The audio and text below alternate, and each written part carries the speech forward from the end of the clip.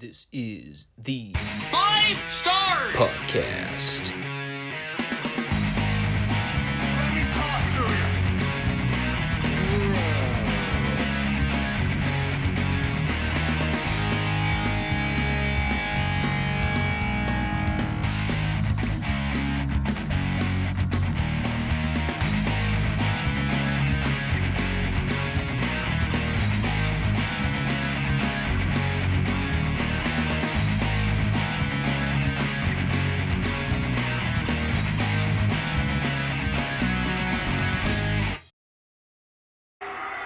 What do you guys want to talk about?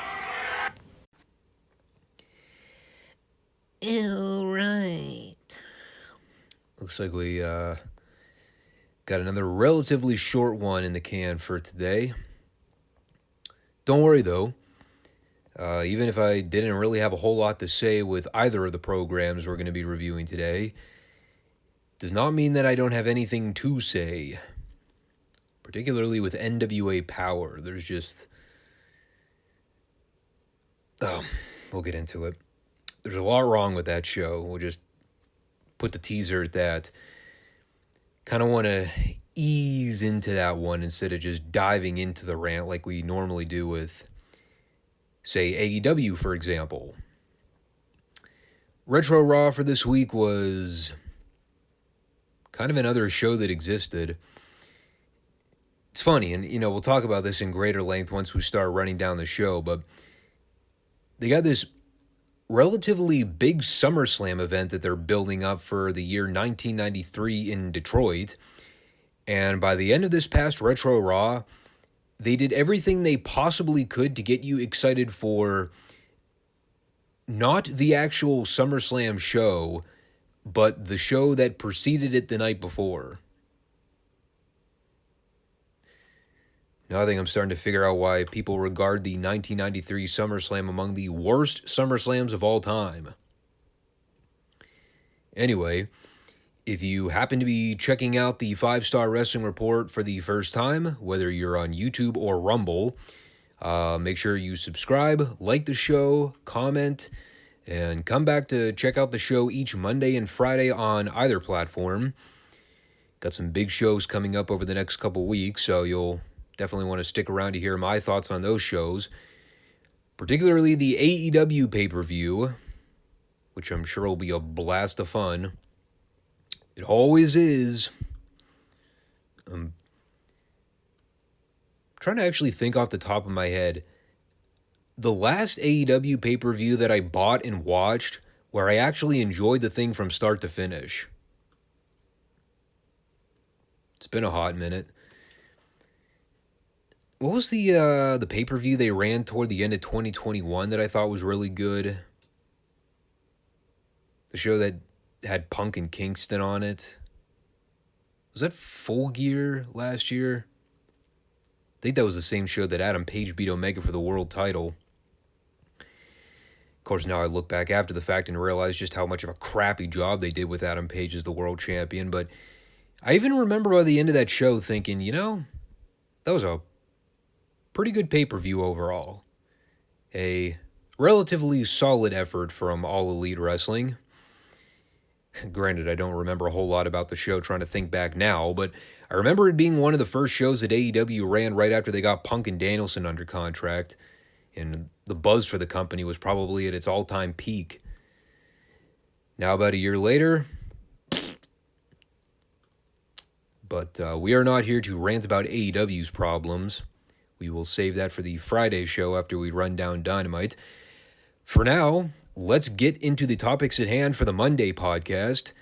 We will begin with Retro Raw from August 16th of the year 1993. At this point, approximately 2 weeks out from the SummerSlam pay-per-view. And we open the show with Ted DiBiase and the 1-2-3 Kid. And he's grown his eyebrows back. Partly. By the way, I do not remember where I heard or read about this, but apparently the whole deal with Waltman walking around without eyebrows, apparently that was a prank that someone in the locker room pulled on him while he fell asleep on an airplane. One of the boys shaved his eyebrows. God, these guys were fucking savages back in the day. Could you imagine getting away with that today? No way. There'd be a complaint to human resources. As a match, it was a pretty prototypical 1-2-3 kid match. The dude's best attribute was selling as the underdog babyface, so DiBiase took about 80% of the match, just beating on the guy. We also had Razor Ramon on speed dial for this match here, referring to Vince over the phone as McMang. And he mostly spent the match putting over Waltman and told him that he had a conversation with him before the show, telling him to save a little bit of Ted DiBiase for Razor at the pay-per-view. Despite the fact that Waltman spent the majority of this match getting his ass kicked, there was a spot here where Waltman made a short comeback and almost overshot a cross-body attack off the ropes, but DiBiase managed to save it. And the finish was Waltman going up top for a big move, but IRS ran down and shoved him off the top rope for the blatant DQ. And while DiBiase and Rotunda are laying in on Waltman, the Steiner brothers both run down to make the save and send the heels packing. It was a TV segment. I can't remember if the announce team addressed it here, but it was mentioned in the following segment. This was mostly a hype deal for the upcoming Steiner's Money Incorporated tag match. The thing I never understood about this whole Money Inc. Razor 1-2-3 kid feud, like, they were clearly building this up as a tag program on television, but when it came time for the actual pay-per-view, they ended up separating the guys into two singles matches. They did Razor versus DiBiase and Rotunda versus the 1-2-3 kid. I never got that. Like, why not just do the tag match? So after that, we had a promo package for the next WWF USA special, the 1993 Summerslam Spectacular. God, I forgot all about this whole deal. They actually ran this 2 years prior as a TV special the night before the two previous SummerSlams, and I think if I'm not mistaken, they only ran with this for a couple years before doing away with it after 93. Not sure what the reason for that was. Maybe it didn't do well in the ratings, or, once they started running pay-per-views solely on the weekends, they weren't able to work out anything with the network to run the TV specials the night beforehand. But I always liked the concept of this series. It just couldn't be sustained. But the big featured matches for that show, and they actually announced this at the very end of the program, but I'll just go ahead and run the whole card down here because it is kind of telling when you look back at SummerSlam 93. But for this SummerSlam Spectacular, we have Shawn Michaels versus Bob Backlund for the IC title, Hacksaw Jim Duggan versus Yokozuna for the WWF Championship, and a steel cage showdown between Money Incorporated and the Steiner brothers. A card that, looking back in hindsight, probably would have better served for the actual SummerSlam event when you consider what transpired on that show. Apparently it used to exist on the old WWE network under the Hidden Gems category. No longer, however, because, Peacock just fucking everything up. Speaking of fucking dudes up, we had a head shrinker squash. The only thing to take away from it was the conspiratorial banter between Vince and Bobby over the death of Elvis Presley. A hot button issue in the early 90s. According to a recent poll taken at the time, I believe it was 7% of the U.S. population that believed Elvis was still alive. And Jeffrey Epstein didn't kill himself either. Anyway, they absolutely destroyed these two job guys. The one in the zebra gear, I think he fell asleep in the corner after getting super kicked early on. And, yep, that's pretty much all there was to that segment. Then we had Bastion Booger versus Marty Gennetti. Not a rib. That actually happened. It was during this match where they plugged Gennetti's upcoming match with Ludwig Borga. And I thought, oh, this poor guy. Not only does he have to go out there and work a TV match with Booger, but then he has to turn around and try to work a match with Ludwig Borga after the fact. Whose Cheerios did that guy piss in? Bobby spent most of the match pointing out Booger's hump on his upper back. It was definitely hump day every day for poor Norman. They had about as good of a match as you were going to get with Bastion Booger. So, translation, Marty Gennetti carried the whole thing. And the finish was Norman going for a splash onto Gennetti for a near fall, but Gennetti rolled through and pinned him with a sunset. I give it a quarter star. After this, we had Money Inc. back out for a promo with Vince. And, once again, they were mostly out there to promote a match that was upcoming not for SummerSlam, but the night before. Of course, the cage match showdown with the Steiners that we just talked about. Which then got me thinking, it kind of would have been nice to hear Rick or Scott talk a little bit on this show. No offense to Rotunda, but, well, let's be point blank.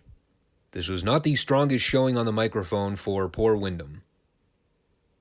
By the way, I did note that sign in the crowd that read, "Isn't Rotunda stupid?"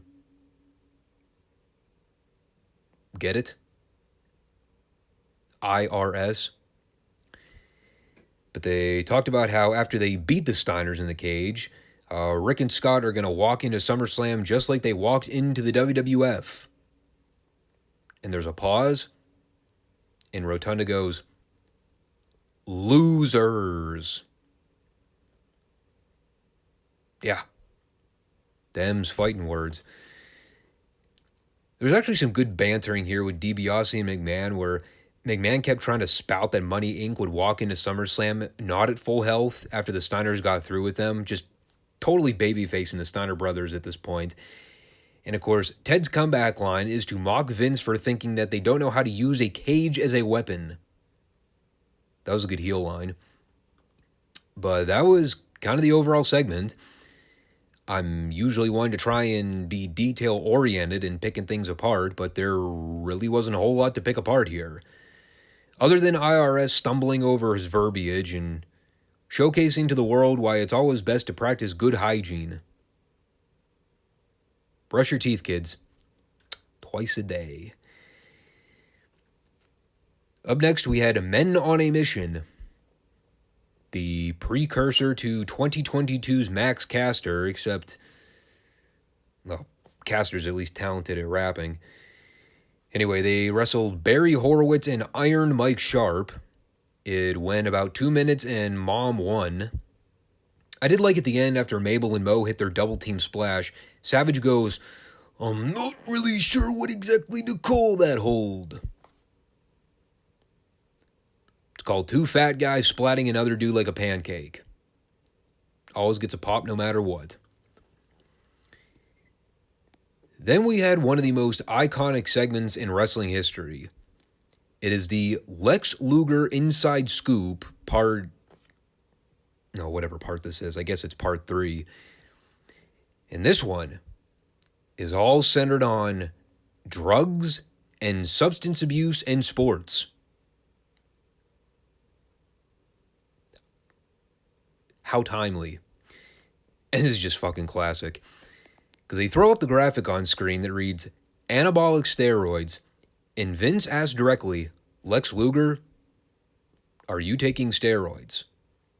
And Lex responds with, emphatically, absolutely not. Yeah. That guy was all natural. Completely and totally clean. I'll bet. It's made even more sardonic by Luger following that statement by talking about how anabolic steroids have been prevalent in sports, but not in the WWF. I burst out into laughter. Yeah, in the year 1993. And they got Luger sitting here on broadcast television trying to provide damage control for the WWF amidst the steroid scandal. That man.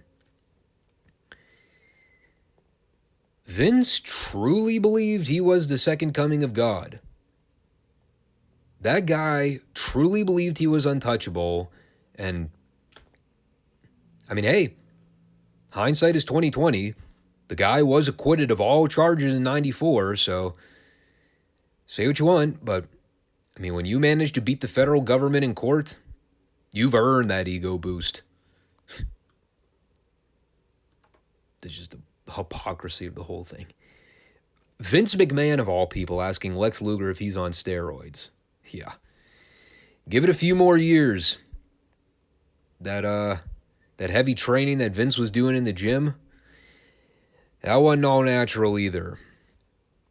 But there was some other stuff in here too. I mostly skipped over it, including Luger talking about proper diet and training to maintain a good physique. To which I wrote down, if only Luger knew of all the wacky food diets in modern times that people would be trying out. Probably be ripping his hair out seeing the weird things people eat these days. And our main event was Bam Bam Bigelow beating some guy named Rich Myers in about 2 minutes with a top rope splash. Made even better by Luna Vachon standing at ringside, egging him on with the "hurt him" chants. The only other thing I wrote down here was the spot right before the splash where Bam Bam held Myers up in a delayed vertical for about 30 seconds, and then he dropped him over his shoulder onto his tailbone. Ow. And then we closed the show, as God is my witness, I'm not kidding. This is the final segment of the program.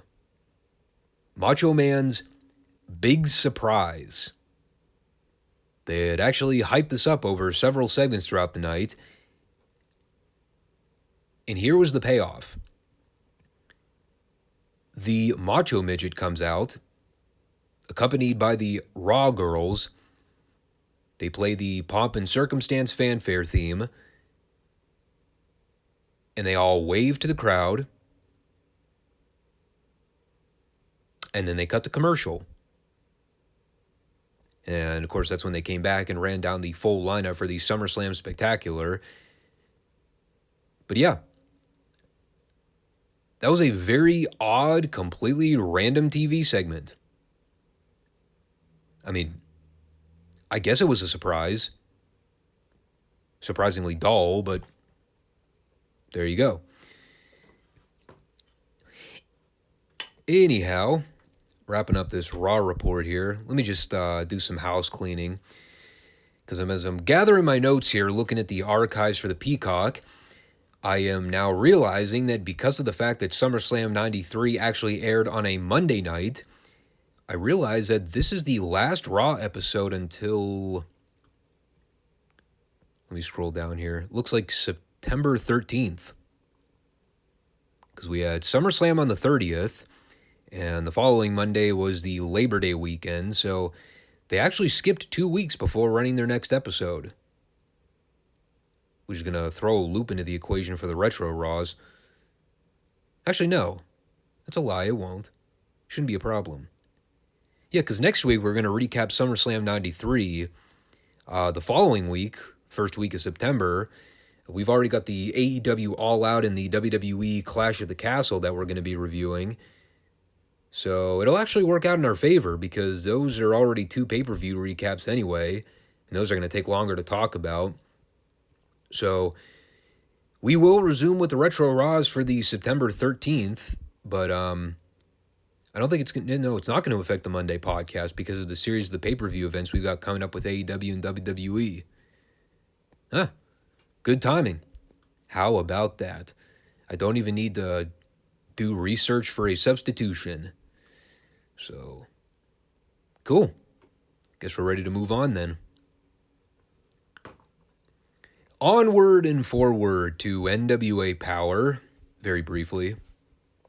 This won't take long. You know, I could probably just wrap up the whole review by saying a bunch of matches happened that did virtually nothing to promote the NWA pay-per-view in any way. Now I've come to find out that a lot of that really doesn't matter, because as I went to the wiki page to check out what is going on with that NWA 74 pay-per-view, figuring that if we're reviewing it in a week, I would like to find out what exactly I'm going to be subjected to on both nights. Well, now I know why the Powerrr shows have done very little to build up any intrigue for those key feuds. Apparently the pay-per-view is going to have a lot of inter-promotional talent from MLW, which, I mean, fine. Don't really have a problem with that. Have they ever mentioned anything about MLW on the actual Powerrr shows? Not to my recollection. I mean, I very half-heartedly pay attention to the commentary anyway, but I mean, if Major League Wrestling was actually mentioned on the show, I feel like I would remember that in some capacity.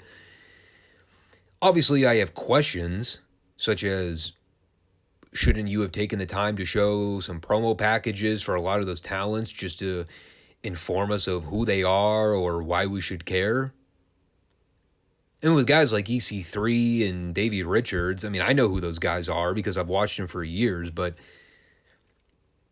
what about the people who are unfamiliar with them or would like to get more insight on who those guys are wrestling? In addition, what else we got? Oh, hell, you know what? Let's do this now. I mean, the show's going to be shorter anyway. I might as well just pull up the card right now. I'm just going to go to the wiki page like I did before.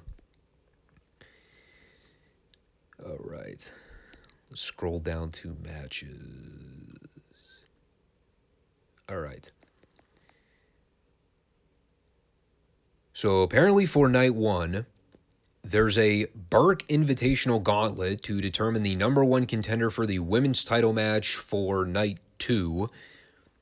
There's a Homicide Kerry Morton Junior Heavyweight title match that I vaguely remember them talking about at one point when Kerry did that pre-tape promo, but I mean, they never really followed up with it.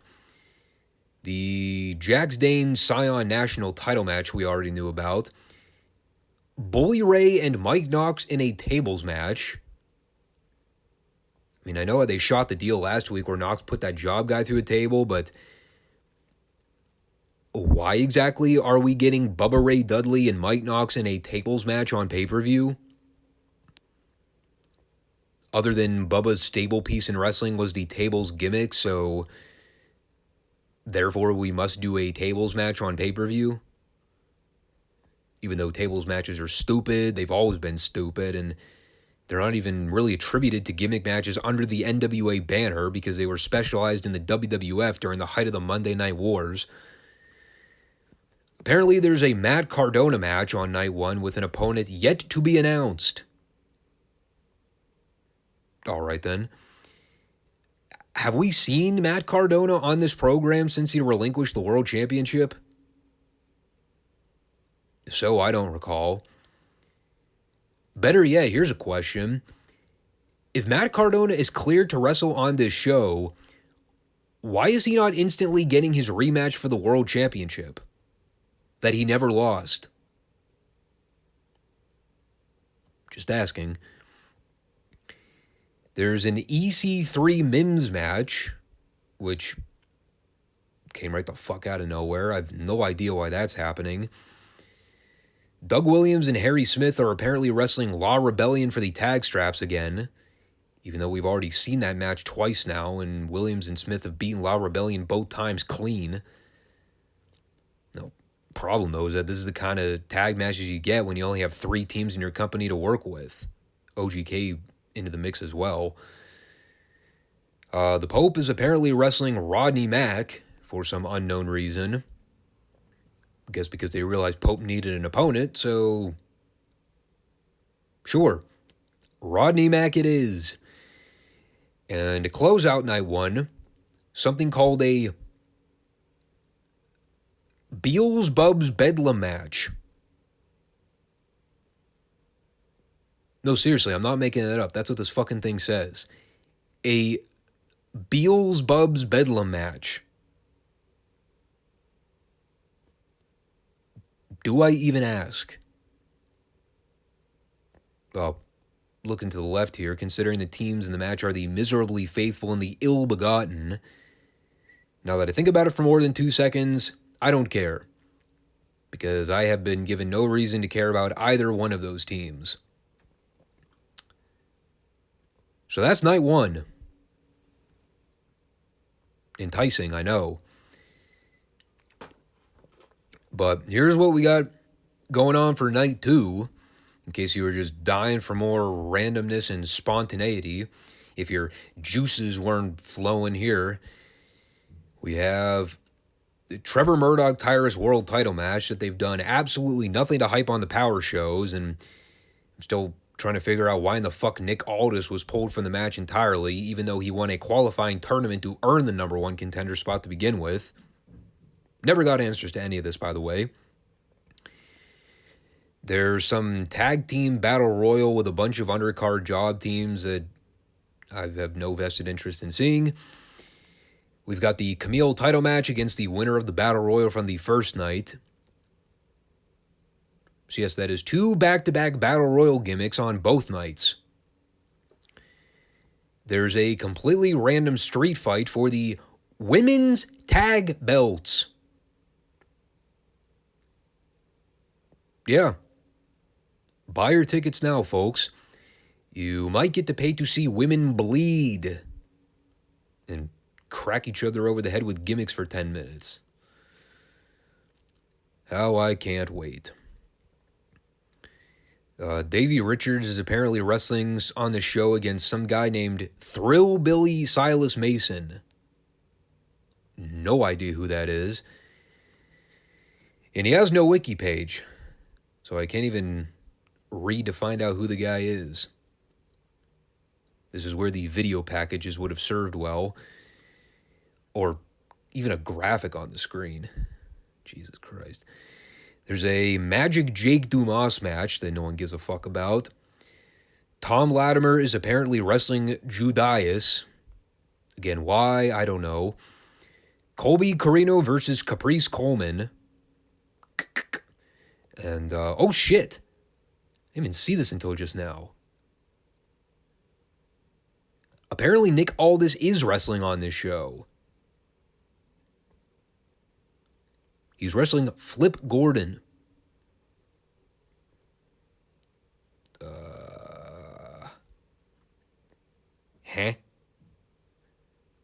Why? Who? Where? What? When? Flip Gordon. I mean, I know who the guy is. I mean, I've seen him in Ring of Honor, but... Again, what? So you pull Nick Aldis from a world title match with Trevor that actually has story context to it, just so you can book him on the show anyway, and it's against a crossover talent who we've never actually seen on the NWA Powerrr shows.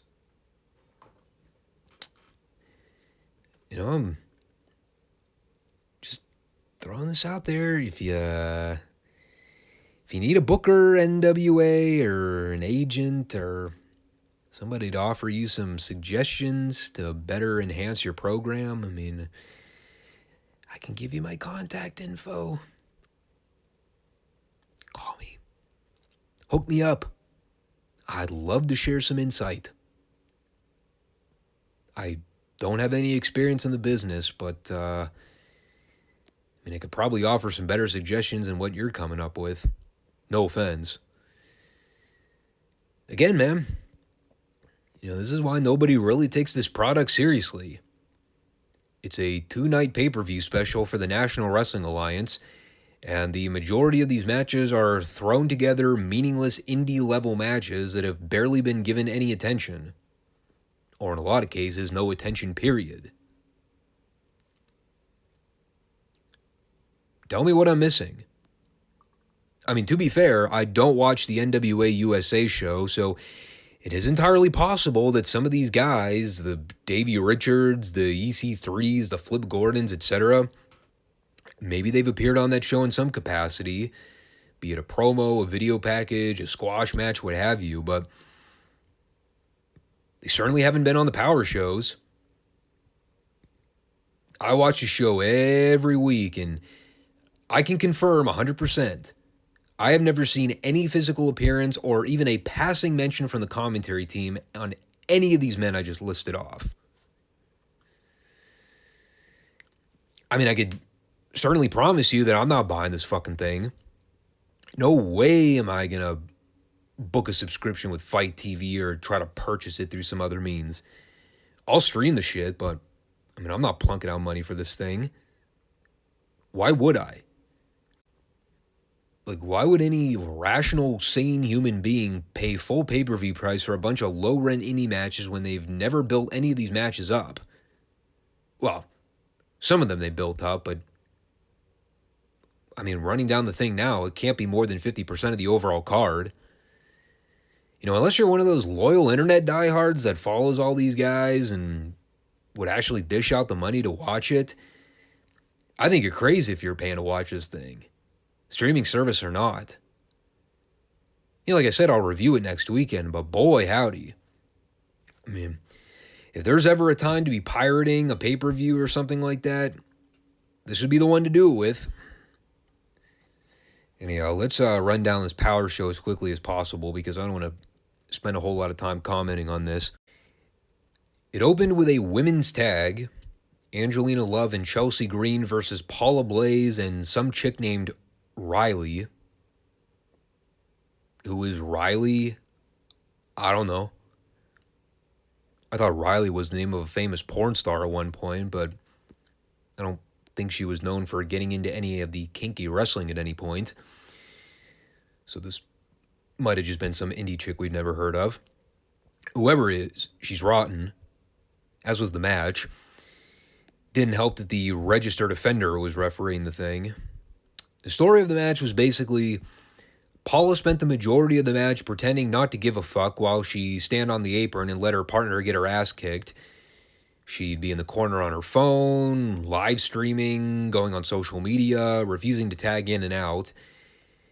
And it'd be one thing if we were given any rhyme or reason to care about Paula having issues with her tag partner, but A, we've never seen or been given any reason to care about Riley, and B, it's even stupider when you consider that even with the one team not working cooperatively with one another, they were still actively winning over Angelina and Chelsea at various points. I mean, to be fair, the match only went like 4.5 minutes, but it was still ridiculous. So that was a complete waste of a segment. Speaking of waste, allow for me to give you a very quick rundown of this next atrocity. Jeremiah Plunkett brought out Rush Friedman to kick him out of the Ill-Begotten. Then he replaced him with another guy we've never seen or heard of before, Brady Pierce.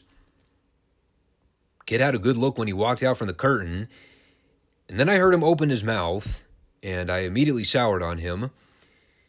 Then, after joining the Ill-Begotten for all of 2 seconds, Brady then quit the Ill-Begotten and joined up with Rush Friedman, leaving Plunkett to piss in the wind. And when this was over, I did not care about any of these 3 men. By the way, once again, I am not making a lick of that up. That was a real segment that happened on this program, documented on camera. The evidence is on YouTube. You don't believe me? Go look it up yourself. Felt like I was watching an AEW segment where random people just show up on the screen and we're expected to know who they are without ever been given any context at all. Tim Storm wrestled Larry D, wherein the only question I had was, what does the D stand for exactly? I have my suspicions. Perhaps it stood for donuts. Because that about summarized my thoughts on Larry D. Dude looks like he could lay off the donuts and try to pick up a pair of dumbbells. Tim won with the perfect storm. And speaking of oddball things that left my brain spinning, after the match, Velvet Sky called Storm over to the desk so that she could voluntarily give up her championship series shot to Tim Storm. So, in kayfabe, Tim Storm now has a shot at the Burke. It's going to be Tim Storm versus Camille. I mean, I like Storm and all, but I mean, has his career sunk that low where the best he can do is the women's championship? Would anyone like to explain what the fuck is going on here? Then Camille beats some girl named Haley Shadows in about a minute with a spear. My best description of Haley Shadows is that she looked like a distant relative of Darby Allin. The all-black gear, the tattoos, the face paint, the frail, rail-thin body. They may as well be cousins. The best thing on the show by far was the showdown with Rodney Mack and Black G's. And it was great, too, because they had this little confrontation deal where Black G's did a promo at the booth saying, "I don't really have a problem with Rodney. I don't know why this match is happening." So when Kyle called out Rodney to comment on it, Rodney just moseyed over, stared a hole right through Black G's, and just said in a deep, gravelly voice, "I think you're scared." And then Rodney walked into the ring. Black G's pursued as if he was about to die. And, well, they had a match. And Rodney proceeded to beat the holy high hell out of Black G's for the first half of the match until Tyrus came out to run a distraction. Black G's got a little bit of heat on Rodney, tried to go for a crossbody dive at the end, but Rodney caught him in a fallaway slam position, dropped him on the mat, and then he immediately picked him up, put him in a chicken wing for the immediate tap. And that was followed with the quick afterbirth deal where they teased the handshake, but Black G's kicked Rodney out of the ring. Aaron Stevens ran in to stomp a mud hole on G's, but Tyrus ran in and stood behind Aaron so that when Aaron turned around, Tyrus literally roared at him, and Aaron ran out of the ring like a scalded dog. And when the whole thing was over, I was like, you know, that was a pretty good TV segment. I really would like to pay money to see Tyrus versus Rodney Mack, or even Tyrus versus Aaron Stevens, based on the way they laid this out. And then I quickly realized that Tyrus is not wrestling either of these men this upcoming weekend. He's wrestling Trevor for the world title. Yeah, I don't get it either. And on the subject of Tyrus, they aired a dark match following the end credits of the show. Yeah, by the way, the Black G's Rodney Mack match, that was the main event of the regular broadcast. What a show closer. Looking back, though, it was the best thing on the entire show. It's not saying a whole lot, but probably a good thing they closed with it. But the dark match they aired was Tyrus versus the Pope for the TV title, which, based on the fact that Jeremy Fritz was still wearing a face mask, I presume this was taped during the Scamdemic era. It was weird, though, because there were also studio chants going on, but none of the people were visible from the hard cam. Looked like the studio was actually behind the hard cam, which is a very odd visual.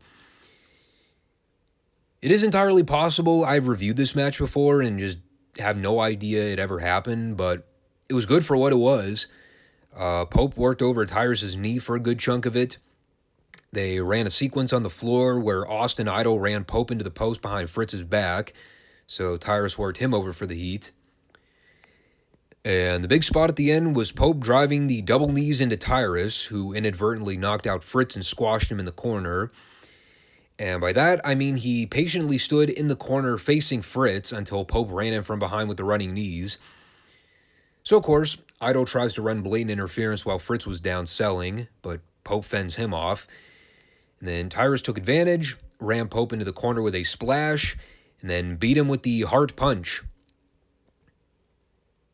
It was fine. Again, I have no idea what the point of airing it was for, other than the regular runtime of the show was about a half hour, so in production they probably thought, damn, we need another 20 minutes of filler. All right, here, replay this random Pope Tyrus match that happened over a year ago. So as we put this NWA thing to closure here. Fuck it, I'll talk about it now. I said I wasn't going to try to rant for too long, but while it's on my mind, I figured I may as well bring it up. Because I know that this whole report is going to come off like me hating on Powerrr, but I've said this before, and I'll say it again. The NWA in its current incarnation is clearly a niche product. You know, much like AEW is a niche product for the hardcore marks, the NWA has kind of been that gap filler for a lot of old school fans that grew up watching the studio format. You know, and while there have been periods where I've enjoyed the Powerrr shows, and we've certainly talked about it by reviewing the show over the last year, at the end of the day, the shows are just not capturing my attention like they were a few years ago. You know, the loss of a lot of their key talent has put things into perspective, but even the booking of the show is just very schizophrenic. You know, there's very little consistent week-to-week story progression. A lot of the featured talent just doesn't click with me, and generally my biggest complaint about the show, I just don't get a sense that they're ever building to anything substantial. They got a pay-per-view coming up in less than a week, and the YouTube shows have done virtually nothing to generate interest for a lot of the card. A lot of that talent for the show hasn't made one single appearance on the Powerrr shows, and it makes it really difficult to get interested in those feuds or programs when a lot of the talent is missing on the weekly shows. You know, the NWA USA highlights help a little bit when we see them in passing, but there's only so much you can get out of it when you only see a certain amount of people on the second tier show and not on the actual Powerrr shows. You know, trying to be reasonably objective about it, that's probably the single biggest problem I have with the National Wrestling Alliance at this stage. It lacks any big key storyline or title program worth getting invested in. You know, they've teased things with certain guys, whether it's the Pope working his way up the ladder for the world title shot, Tim Storm making a comeback to earn his title shot, or Nick Aldous getting back into the fray after taking time away from the title picture, or, you know, even Tom Latimer getting pushed in the main event scene. Like, there is variety and they're doing certain things with guys, but it's the problem of not really following up with anything. You know, a lot of those guys I just mentioned, they've started things with those guys, they've teased things with those guys, but how much of it has ever been fully followed through? Not a lot. You know, hence the world title match for this weekend is Tyrus and Trevor, even though they've done virtually nothing to garner any interest for the actual program, aside from the passing mentions on the show that they're related because they're cousins. You know, they haven't established any beef between them or any family dissension. They haven't given Tyrus any promo time to talk about the match with Trevor, or vice versa for that matter. Hell, we've never even had a face-off with these guys. You know, now I sit here less than a week out wondering to myself, why should I care? You know, what are these guys' issue with one another? Why are they mad at each other? Are they even mad at each other? And look, I don't know what Billy Corgan's situation is with dealing with overseeing everything. I don't know what the day-to-day operations are like behind the scenes, but I talked about this last week. Is it any wonder that no one really talks about this product at any length? Is it any wonder that there are very few podcasters or wrestling commentators out there that are even addressing the NWA in any capacity? I mean, I know this might not sit well with someone out there, but is it completely out of line to compare the modern NWA product to, say, TNA circa the late 2000s? A product that people know exists, they know it's out there, but they just don't really pay attention or care about it. And quite frankly, who can blame a lot of those people? I watched TNA through and through, but, that was also during a period where WWE was the drizzling shits, and aside from Ring of Honor, which also had its share of issues, you really didn't have anything else as a comparative alternative. The problem with the NWA in 2022 is that even if a lot of modern wrestling content out there is shit and everyone knows it, you still have those options in terms of the independent circuit, and streaming has never been made any easier for people. Whether they watch or purchase content, they can find it on Fight TV or independent wrestling TV subscriptions. It's very easy access anymore. There's illegal streams too, but if people want to watch wrestling, it's easy to obtain it. Plus you got WWE and AEW as the two central companies and everyone's talking about. The NWA, I don't know, it's kind of like the libertarian Green Party of the wrestling domain. It's there, but it has very little impact in terms of how people view or watch modern wrestling.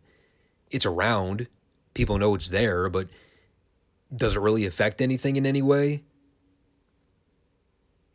It's frustrating too, because there are a lot of guys on that show that I really like watching. I love Nick Aldous, I love the Pope, I love Trevor's work, even though people shit on him. I like Tyrus as a heel. I even enjoy Tom Latimer's work. I like Camille's work. There's definitely talent on that show, but who's paying to see it? Who's keeping up to date with their work to show any vested interest? Based on what I'm seeing from most wrestling reporters or video podcasters, not a whole lot. So I don't know. I don't know what to say about the NWA and its current embodiment.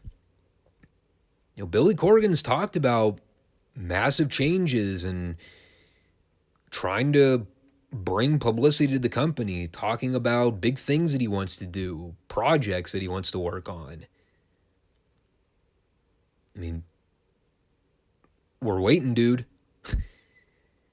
Unless he's going to make some drastic changes to the creative department or presentation, I don't expect things to really turn around much after the NWA 74 show.